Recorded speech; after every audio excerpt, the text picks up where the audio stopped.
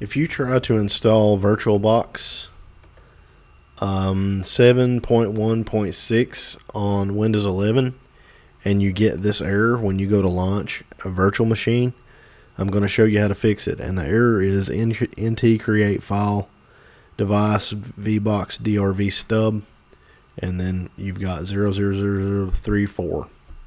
Status object name not found. So here's what we got to do to fix it.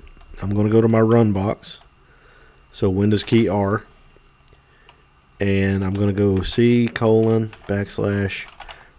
files Oracle VirtualBox.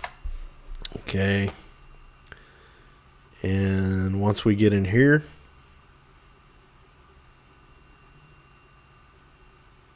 we're going to go to drivers and VBox sup. For whatever reason, this isn't getting initialized or installed. So you go to vboxsup.inf, right click, install.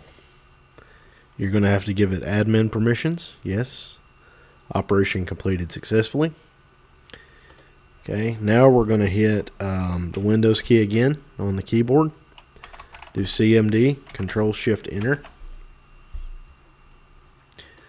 Admin permissions. And we're going to type, let's see, SC start VBox sup. Okay, and that should start the kernel driver that was not started. Make sure it says running.